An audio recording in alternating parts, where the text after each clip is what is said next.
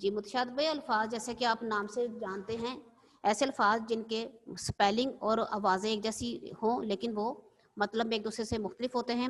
आपके सामने एक लफ्ज़ लिखा हुआ है बार का, बे अलिफ बा रे साकिन, बार मतलब के दफ़ा। पिछली बार हमारे गए तो बहुत लुत्फ़अंदोज़ हुए और पहला जुमला है बार बरदारी के काम आता है, यानी ऊँट बार बरदारी के काम आता है, यानी कि बोझ उठाने के काम आता है। पहले बार का मतलब है बोझ और दूसरे बार का मतलब है दफ़ा या मर्तबा। इसको मौका भी कह सकते हैं, इस मौका पर, पिछले मौका पर, पिछली बार, पिछली दफ़ा। नंबर 2 पर एग्जाम्पल है हमारी अदा। दोनों अदा सेम हैं, सेम मैनी है, इनका सेम इमला है और आवाज़ भी सेम है। एक अदा का मतलब है अदायगी, हम फजर की नमाज में 2 फ़र्ज़ अदा करते हैं, और दूसरे अदा का मतलब है रुख, अंदाज। मौसम की हर अदा निराली है। तीसरे नंबर पे है आरा। पहले आरा का मतलब है राय की जमा आरा, मुझे अपनी कीमती आरा से नवाजें, यानी अपने ख्याल का इजहार फरमाइए और हमारी रहनुमाई करें। दूसरा आरा है ऐसा आला जिससे कि लकड़ियां काटी जाती हैं। एक छोटा सा आला होता है, उसको आरी कहते हैं, वो अक्सर घरों में भी होता है, लेकिन एक बड़ा आला होता है जिससे बड़ी बड़ी लकड़ियां काटने का काम ले जाता है। और अक्सर आपने देखा होगा कि आरा जो है वो खास जगहों पर ही होता है, बड़ी भारी सी मशीन होती है। तो यहाँ पर हम लिखा हुआ है मजदूर ने दरख्त पर आरा चलाया। ठीक है।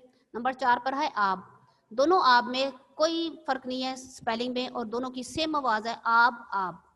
दरिया में आब की रवानी है, पानी की रवानी है यानी कि। और दूसरा आब है चमक, ये मोती आबदार है, यानी ये मोती चमकदार है, चमक वाला है। नंबर 5 पे है अहद।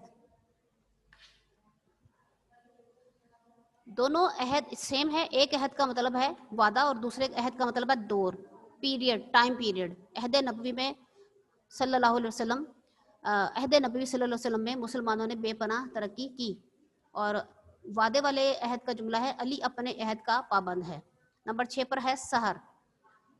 सीन के नीचे जेल लगाएंगे तो सहर बनेगा और सहर बनेगा, जिसको कि हम सुबह कहते हैं। पहले सहर का मतलब है जादू, ऐसा असर तारी होना जिस तरह किसी पर जादू कर दिया हो, इस तरह का, यानी ज्यादा असर होना। कारी मशारी की तिलावत सुनकर सब पर सहर तारी हो गया। और नसीम सहर यानी सुबह की हवा सेहत के लिए अच्छी है। नंबर 7 पर है बरस। मी बरस रहा है यानी बारिश हो रही है। और अगला बरस है साल, हम अगले बरस उम्रा करने के लिए जाएंगे। इन दोनों बरस में आप सिर्फ एक जहन में रखिएगा चीज कि ये जो पहले वाला बरस है ये फेल है। ऐसे कलमे जो कुछ ऐसे भी कलमे आपने पढ़े हैं, कुछ इसम है, कुछ फेल है, कुछ हरफ है। तो ये वाला जो बरस है ये फेल है, बरस रहा है। इसको नुमाया होना भी, इसका एक मतलब नुमाया होना भी होता है, यानी कि खून, आंखों से खून बरसना एक मुहावरा है।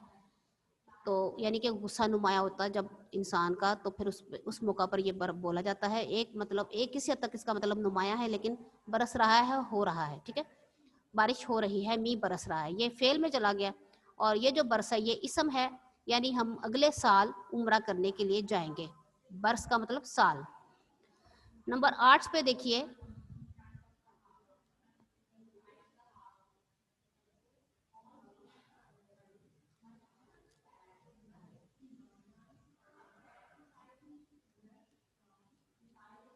कल। पहले कल में लिखा हुआ है हम कल मरी जाएंगे, यानी आने वाला कल, आने वाला दिन, जिसको आप टुमारो भी कहते हैं इंग्लिश में। दूसरा कल का मतलब है पुर्जा, मशीन का पुर्जा। इस मशीन के कल पुर्जे खराब हैं। दोनों कल में ना जेर जबर का फर्क है ना स्पेलिंग का फर्क है, दोनों एक ही तरह से लिखे जाएंगे, एक ही तरह से बोले जाएंगे। लेकिन एक कल का मतलब है आने वाला दिन और दूसरे कल का मतलब है मशीन का पुर्जा। अब देखते हैं नंबर 9 पर।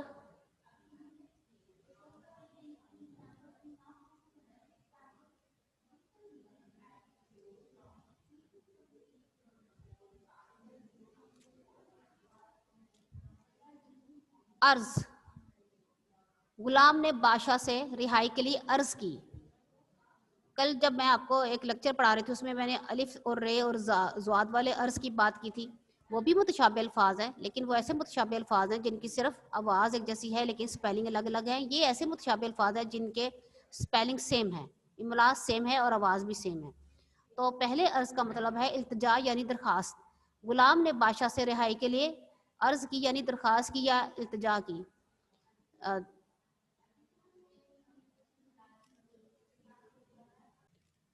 जी, तो हम पढ़े हैं अपना जुमला मुतशाबे अल्फाज और इसमें हम हैं अर्ज पर यानी 9 पर हैं हम। पहले अर्ज का मतलब है इल्तिजा और दरखास्त। गुलाम ने बादशाह से रिहाई के लिए अर्ज की। और दूसरा अर्ज है चौड़ाई। किसी भी चीज़ की चौड़ाई, ये आपने एंगल्स में भी पढ़ा होगा जिसको लेंथ ब्रेथ के नाम से आप पढ़ते होंगे। इस कपड़े का अर्ज 2 गज है, यानी हम चौड़ाई के मायनों में भी एक अर्ज जो है वो लिखते हैं इसको।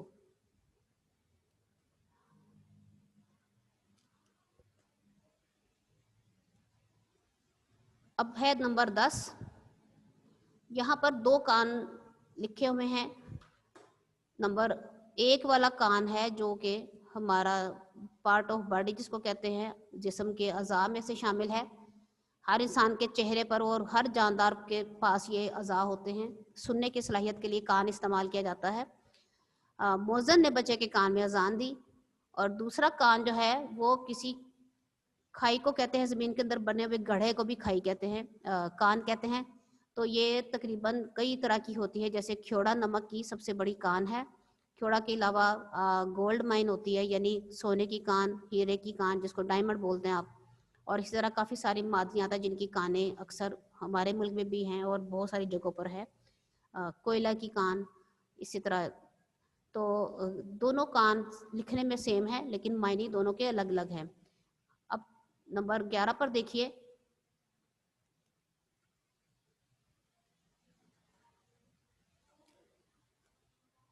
गुजर। गुजर भी ऐसा लफ्ज है जो लिखने में भी एक जैसा है, बोलने में भी एक जैसा है। पहले गुजर का मतलब है चलना। बाजार में इतनी भीड़ थी कि मेरा मुश्किल से गुजर हो सका, ठीक है, कि वो मुसाफिर जो था वो मुश्किल से चला। और एक दूसरा मतलब है इंतकाल कर जाना, दुनिया से गुजर जाना। कल मेरे दादा वो दुनिया से गुजर गए।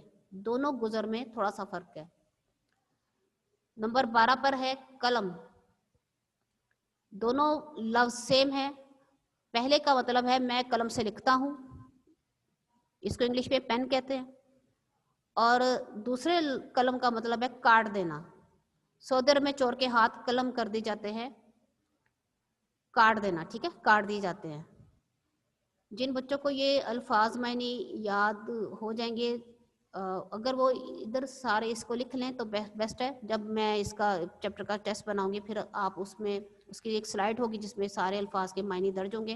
तो सब बच्चों ने इसके मायने अपने पास सेव कर लेने हैं। कान के आगे भी जगह है, यानी कि ये पहला कॉलम लिखा हुआ है अल्फाज का, तो इसके आगे आगे आप इनको लिख सकते हैं। नंबर 13 पर है दिया। दोनों दिया सेम है। पहला दिया का मतलब है उस्ताद ने तुलबा को इनाम दिया, दिए भी ठीक है और दिया भी लिख सकते हैं आप। उसने कर्ज लौटा दिया। 2 जुमले हैं, दोनों में से आप चूज कर लें।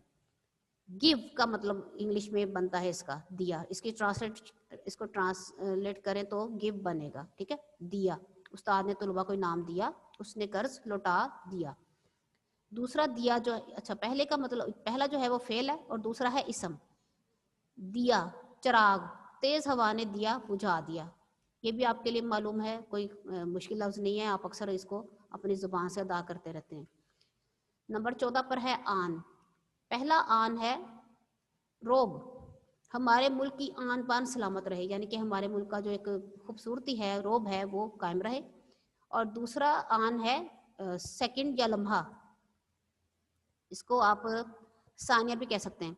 ट्रक ने एक ही आन में मुसाफिर को कुचल दिया, यानी कि एक ही सेकंड में, एक ही साथ में मुसाफिर को कुचल दिया। ये आप मिनट का एक यूनिट समझ लें जिसको सेकंड बोला जाता है। मिनट्स आपने पढ़ा होगा, 1 मिनट में 60 सेकंड होते हैं। تو सेकंड की जो उर्दू है वो आन है। ट्रक ने एक ही आन में मुसाफिर को कुचल दिया। नंबर 15 पर है पल। ये आन और पल दोनों एक दूसरे के मुतरादिफ लफ्ज़ हैं। दोनों का इंग्लिश में ट्रांसलेशन करें तो सेकंड बनेगा पल। छोटे बच्चे अपने माँ बाप से एक पल के लिए भी जुदा नहीं होते, यानी ये भी एक वक्त को जाहिर करने वाला यूनिट है। दूसरा पल है हमला करना। डाकू अकेले मुसाफिर पर पल पड़े, ये मुहावरे में शामिल होता है पल पड़ना, यानी हमलावर होना। डाकू अकेले मुसाफिर पर पल पड़े, यानी उस पर हमला कर दिया और उसको नुकसान पहुंचाने के लिए हमला करना। ठीक है, समझ आ गया होगा बेटे आपको। यहाँ पर हमारा ये मुतशाबिह अल्फाज का चैप्टर जो है क्लोज होता है। इंशाल्लाह इसका टेस्ट आपके लिए रेडी हो रहा है और नेक्स्ट लेक्चर में मैं टेस्ट के साथ साथ आपको इसके मायने लिखवा दूंगी। अगले चैप्टर की तरफ